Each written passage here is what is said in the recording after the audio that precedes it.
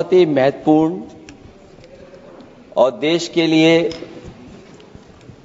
और बड़ी आबादी के लिए भारतीय जनता पार्टी की सरकार में एक और बिल आया है, क्योंकि मेरे से पूर्व में जो हमारे साथी बोले हैं वो माननीय सदस्य हमारे साथ नहीं, लेकिन मैं उनके बहुत सारी बातों से सहमत हूं। और अध्यक्ष महोदय, मैं देख रहा हूं जो एक्स कांग्रेस वाले वो ज्यादा बोल रहे हैं।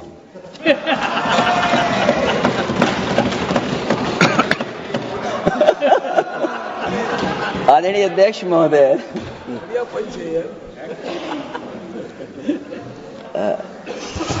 अध्यक्ष महोदय, जो आज बिल पेश हुआ है,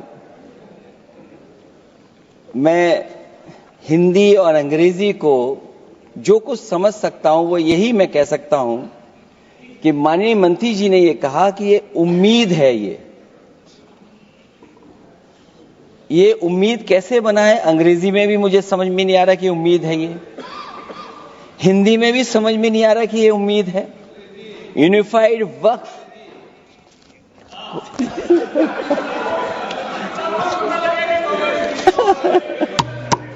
अध्यक्ष महोदय, यूनिफाइड वक्फ मैनेजमेंट, अध्यक्ष महोदय, ये अध्यक्ष महोदय, मैं समझ सकता हूं कि मैं वो बात छेड़ना नहीं चाहता था, लेकिन क्या करूं, मजबूरी है अब। अध्यक्ष महोदय, अभी माननीय सदस्य लोग ये कह रहे हैं कि हमारे सदस्य नहीं है यहां पर जो हमारे साथी हैं, लेकिन अध्यक्ष महोदय मैं ये कहना चाहता हूं, अध्यक्ष महोदय मैं ये कहना चाहता हूं, ये जो बिल लाया जा रहा है, भारतीय जनता पार्टी में एक मुकाबला चल रहा है। भारतीय जनता पार्टी के अंदर मुकाबला चल रहा है कि खराब हिंदू कौन बड़ा है। और ये बात अध्यक्ष महोदय मैं ऐसे ही नहीं कह रहा हूं।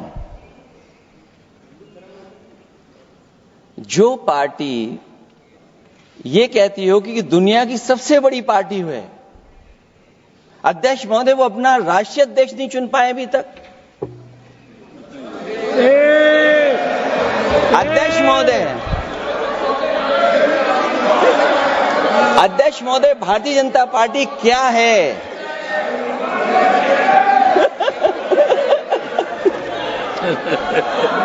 जी, मैं अखिलेश जी ने बहुत हंसते हंसते कहा है, इसको हंसते हंसते जवाब देना। इस सामने जितनी पार्टियां हैं उनका राष्ट्रीय अध्यक्ष उन 5 लोगों को ही चुनना है परिवार के। हमें माननीय अध्यक्ष जी करोड़ों सदस्यों में से 12-13 करोड़ सदस्य प्रक्रिया कर कर चुनना है तो देर लगती है। आपके यहां जरा भी देर नहीं लगेगी। मैं कह देता हूं अभी 25 साल तक आप अध्यक्ष हो जाओ, नहीं बदल सकता। अध्यक्ष महोदय, क्योंकि जो बात निकल के आई है वो मैं फिर आगे बढ़ा दूं। अध्यक्ष महोदय, जो बात सोशल मीडिया या और जगह गुपचुप हो रही है, कहीं ऐसा तो नहीं था कि अभी कुछ दिन पहले यात्रा जो हुई है वो कहीं 75 वर्ष की एक्सटेंशन वाली यात्रा तो नहीं थी। अध्यक्ष महोदय, ये जो इस बार जो वक्फ बिल आया है, नाकामी का पर्दा इस बार है वक्फ बिल। और नाकामी को एक आध नहीं है, मैं कई नाकामियां बता सकता हूं। अभी मैं माननीय सदस्यों को सुन रहा था, वो पुराने कई बिल उनके बारे में चर्चा कर रहे थे कि कितने प्रोग्रेसिव बिल लेकर के आए हैं। मुझे याद है मैं उत्तर प्रदेश में उस समय था और मुझे लगा कि शायद इनकी वो बात ठीक होगी। एक ये बहुत तैयारी के साथ फैसला लेकर के आए थे और फैसला ये लिया था आधी रात के आज के बाद नोट नहीं चलेंगे, नोट बंद हो जाएंगे। अध्यक्ष महोदय, उस नोटबंदी नाकामी के बारे में भी तो चर्चा हो जाए कि अभी भी न जाने कितनी जगह पर कितना रुपया निकला जा रहा है, कितना निकल करके आ रहा है। केवल नाकामी नोटबंदी की नहीं, नाकामी बेरोजगारी की भी है, नाकामी महंगाई की भी है, नाकामी किसान की आय दोगुनी नहीं कर पाए वो भी इनकी नाकामी है। मुझे याद है एक माननीय मंत्री जी पूरे देश की नदियों के बारे में बीओडी बता रहे थे, लेकिन माननीय मंत्री जी ये भूल गए कि उनके शहर में, उनके क्षेत्र की जो नदी है उसकी बीओडी क्या है। गंगा क्या साफ हो गई, यमुना क्या साफ हो गई, स्मार्ट सिटी क्या बन गई, क्या गोद लिए हुए गांव इन्होंने गोद से उतार दिए, उनकी क्या दुर्दशा है। इसलिए मैं कहना चाहता हूं, ये नाकामी का पर्दा इस बार वक्फ बिल बना है। और सबसे बड़ी बात तो यह है कि जिसके लिए फैसला होना है उसकी बात को अहमियत न देना भी नाइंसाफी है। अध्यक्ष महोदय, नाकामी केवल यहां तक नहीं है। और भारतीय जनता पार्टी क्या है, मैं केवल एक पुरानी घटना याद करता हूं। एक बार फैजाबाद अयोध्या में एक कार्यक्रम था, उसमें बड़ी तैयारी की गई थी और तैयारी के साथ कलाकार बंबई से बुलाए गए थे। हो सकता है वो सहमति दिल्ली से ना रही हो, केवल लखनऊ की सहमति से हो रहा हो कार्यक्रम। और जब कार्यक्रम की पूरी तैयारी हो गई, भगवान श्री राम बनकर के कोई आ गया, लक्ष्मण बनकर के कोई आ गया, मां सीता भी बनकर के कोई आ गया, हनुमान जी, और भगवान हनुमान भी बनकर के कोई आ गया। लेकिन जब लखनऊ से वो हेलीकॉप्टर उड़ा और अयोध्या पहुंचा तो सब लोग थे, लेकिन उसमें हनुमान नहीं थे। अध्यक्ष महोदय, मैं भारतीय जनता पार्टी के लोगों से कहूंगा कि जानकारी करिए कि आखिरकार भगवान श्री राम थे, लक्ष्मण थे, सीता थी, लेकिन हनुमान क्यों नहीं थे? हनुमान इसलिए नहीं थे, शायद उनकी जात या धर्म कुछ और था। अध्यक्ष महोदय, ये देश मिली जुली संस्कृति से चला है। कुछ हमने सीखा, कुछ उन्होंने सिखाया। और जो लोग ये कहते हैं कि हम सबको बराबरी का हक देते हैं, अभी कुछ दिन पहले ईद निकली है। अध्यक्ष महोदय, वो परंपरा रही है, न केवल मैं जाता हूं बल्कि कोई दल का नेता ऐसा नहीं न जाता हो उस कार्यक्रम में शामिल होने। भारतीय जनता पार्टी के जो मुख्यमंत्री, उप मुख्यमंत्री, वो भी जाते हैं, उप मुख्यमंत्री, सभी धर्मों के नेता आते हैं। लेकिन पता नहीं इस बार क्या साजिश थी, षड्यंत्र था कि वहां पर कुछ पाबंदी लगी हुई थी। अगर किसी कारण पाबंदी लगी हुई थी तो बात समझ में आती है, लेकिन जब जानकारी हुई है, किसी को नहीं पता था कि पाबंदी क्यों लगी है कि आप नहीं जा सकते वहां पर कार्यक्रम में शामिल होने। क्या यही भारत है, यही संविधान हमें रास्ता दिखाता है? अध्यक्ष महोदय, मंत्री जी बताएं हमें, वो खुद भी माइनॉरिटी हैं, भगवान बुद्ध के रास्ते पे चलते हैं। भगवान बुद्ध का रास्ता दूसरा है। हम आपको अपना मानते हैं तब भी जब आप हमारे बहुत सारे ग्रंथों को नहीं मानते, तब भी हम आपको अपना मानते हैं। आप हमारे पुराणों को नहीं मानते हैं, आप हमारे उपनिषदों को नहीं मानते हैं। लेकिन सोचिए, हम हिंदू वो लोग हैं जो आपको स्वीकार करते हैं और गले लगा करके चलते हैं। अब मैं दूसरे धर्म पे नहीं जाऊंगा, कोई नाराज हो सकता है। मैं दूसरे धर्म के बारे में नहीं जा सकता, मैं केवल यही बताता हूं। और मैं उत्तर प्रदेश में, अध्यक्ष जी, जहां से आता हूं, मैं अपमान नहीं कर रहा हूं, मैं सच बोल रहा हूं। और ये बिहार के चुनाव में जो आप कह रहे हैं कि महिलाओं को 2 मेंबर बना दिया, इस बार मैं भी देखूंगा आगे भारतीय जनता पार्टी कितनी महिला लोगों को टिकट देंगे वहां पर।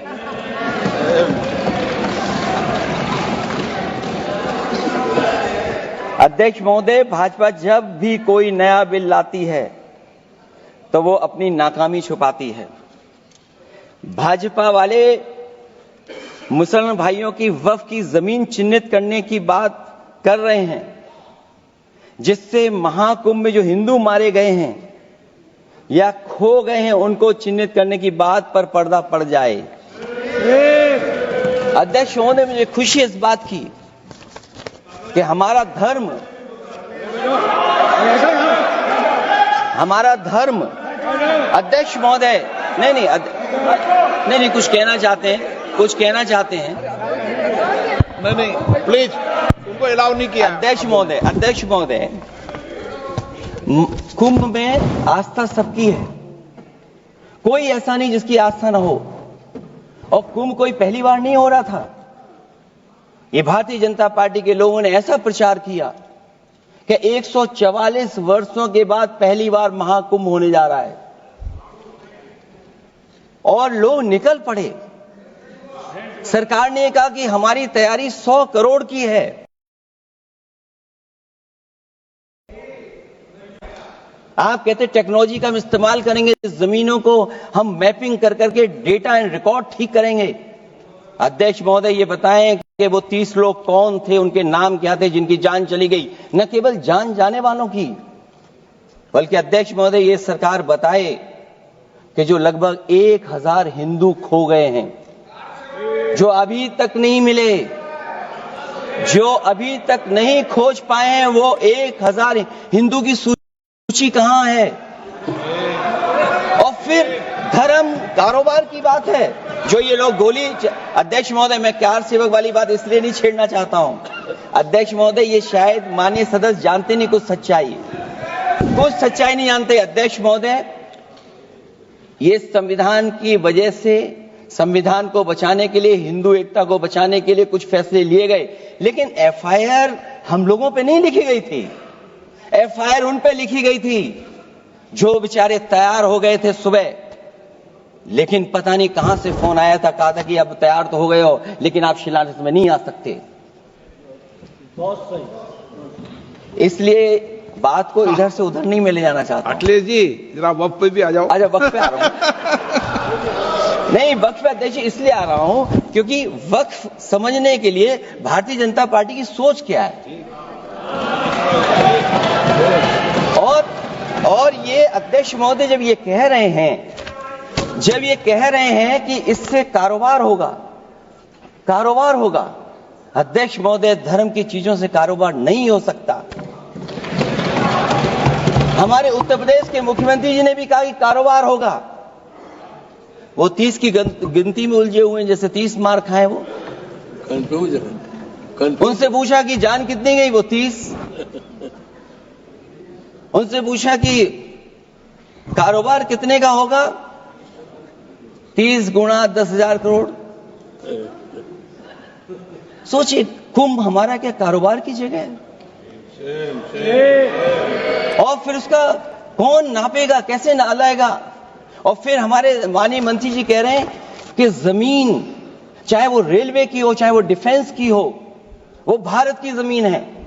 मैं भी स्वीकार करता हूं कि रेलवे की जमीन भी भारत की है, डिफेंस की भी जमीन भारत की है। क्या डिफेंस की जमीन नहीं बेची जा रही मंत्री जी? अध्यक्ष महोदय, क्या रेलवे की जमीनें नहीं बेची जा रही हैं? अध्यक्ष महोदय, केवल यहां तक नहीं, कितना हस्तक्षेप होता है। वक्फ भी भारत के, इसीलिए तो कहीं ना कहीं वक्फ की जमीन से, अध्यक्ष महोदय, माननीय मंत्री जी बताएं, और मुझे उम्मीद है कि जब जवाब देंगे तो बताएंगे कि वक्फ की जमीन से बड़ा मुद्दा वो जमीन है जिस पर चीन ने अपने गांव बसा लिए हैं, लेकिन कोई बाहरी खतरे पर सवाल बवाल न करे, इसलिए ये बिल लाया जा रहा है। और माननीय मंत्री जहां से आते हैं, जिस प्रदेश से आते हैं, कम से कम ये तो बताएंगे कि वहां कितने चीन ने गांव बसा लिए, घर बन गए हैं। अध्यक्ष महोदय, आपके माध्यम से सरकार गारंटी दे कि वक्फ की जमीन कभी भी किसी भी पैतरेबाजी से किसी और मकसद के लिए किसी और को नहीं दी जाएगी। वक्फ की वर्तमान व्यवस्था में चाहे 5 साल के धर्म पालन की पाबंदी की बात हो, या कलेक्टर से सर्वेक्षण के हस्तक्षेप की बात हो, या वक्फ परिषद या बोर्ड में बाहरियों को शामिल करने की बात हो, इन सब का उद्देश्य मुस्लिम भाइयों के सार्वजनिक अधिकार को छीनकर उनके महत्व और नियंत्रण को कम करना है। ट्रिब्यूनल के निर्णय को अंतिम न मानकर उच्च न्यायालय में लेकर जाने की अनुमति देना दरअसल जमीनी विवाद को लंबी न्यायिक प्रक्रिया में फंसाकर वक्फ भूमि पर कब्जों को बनाए रखने का रास्ता खोलेगा। सबसे बड़ी बात यह कि वक्फ बिल के पीछे की न तो नीति सही है न नीयत, ये देश के करोड़ों लोगों से उनके घर दुकान छीनने की भी साजिश है। भाजपा एक अलोकतांत्रिक पार्टी है, वो असहमति को अपनी शक्ति मानती है। जब देश के अधिकांश राजनीतिक दल वक्फ बिल के खिलाफ हैं, तो उसे लाने की जरूरत क्या है जो जिद क्यों कर रहे हैं सरकार। वक्फ बिल का लाना भाजपा की सियासी हट है। वक्फ बिल भाजपा की सांप्रदायिक राजनीति का नया रूप है। वो तो आपको काटेगा, और इसलिए काटेगा कि अध्यक्ष महोदय बाहर ये लिखते हैं सत्यमेव जयते, बाहर है लिखते सत्यमेव जयते, भाजपा अंदर असत्य बात कहते। भाजपा वक्फ बिल लाकर अपने उन समर्थकों का तुष्टीकरण करना चाहती है जो भाजपा की आर्थिक नीति, महंगाई, बेरोजगारी, बेकारी और चौपट अर्थव्यवस्था से उसे छटक गए हैं। क्योंकि अध्यक्ष महोदय, जब से वोट में गिरावट आई है और खासकर उत्तर प्रदेश में भी, तब से भारतीय जनता पार्टी की कोशिश है कि अपना वोट कैसे संभाला जाए। ये वोट को संभालने के लिए बिल लाया गया है। भाजपा का लक्ष्य वक्फ की जमीनों पर है। इन जमीनों का नियंत्रण अपने हाथ में लेकर इन जमीनों को पिछले दरवाजे से अपने लोगों के हाथों में दे देना चाहती है। भाजपा चाहती है कि वक्फ बिल लाने से मुस्लिम समुदाय को लगे कि उन पर हक को मारा जा रहा है, वो उद्वेलित हों और भाजपा को ध्रुवीकरण की राजनीति करने का मौका मिल सके। क्योंकि अध्यक्ष महोदय, भाजपा का लक्ष्य यह है कि ध्रुवीकरण हो, क्योंकि वो जानते हैं कि ध्रुवीकरण जितना होगा उससे वो लाभ उठाने में आगे रहेंगे। तो ये वक्फ बिल जो लाया जा रहा है, वो अपनी वोट बैंक को संभालने के लिए और समाज को बांट करके ध्रुवीकरण करके राजनीतिक लाभ लेने के लिए लाया जा रहा है। और अगर इसके लिए नहीं लाया होता तो पहले से जो जितने फैसले लिए सरकार ने, क्या उससे देश और प्रदेश में कोई बड़ा बदलाव आ गया है? अगर स्मार्ट सिटी का बात करें तो कितनी स्मार्ट सिटी बन गई है आपकी? आपके नोटबंदी की वजह से न जाने कितना रुपया कहां निकल रहा है। और डर तो ये लगता है कहीं भाजपा वाले दूसरों के पैसा रख करके न पकड़वा दें।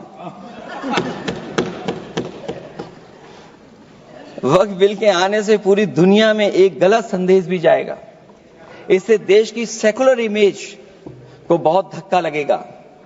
वक्फ बिल भाजपा की नफरत की राजनीति का एक और अध्याय है। मैं अंत में कहना चाहता हूं कि अभी तो आपने साथी संभाल लिए हैं, एक साथी तो मुझे दिखाई नहीं दे रहा है। और हमारे जिनका हमने सम्मान किया, हमें कहां ले गए आप? और हमें यहां छोड़ गए आप, हमें छोड़ गए। हमें देखिए सभापति महोदय देखिए राजनीति क्या है। हमने आपका हाथ पकड़ा और हम यहां आ गए, और आप हमारा हाथ छुड़ा करके वहां चले गए। इसलिए देखिए कब हमारा इनका हाथ मिल जाए। और मैं अध्यक्ष सभापति महोदय ये कहना चाहता हूं कि वक्फ बिल भाजपा के लिए वाटरलू साबित होगा, क्योंकि ऊपर से तो हाँ हाँ कह रहे हैं, लेकिन अंदर ही अंदर बहुत सारे साथी सहमत नहीं है।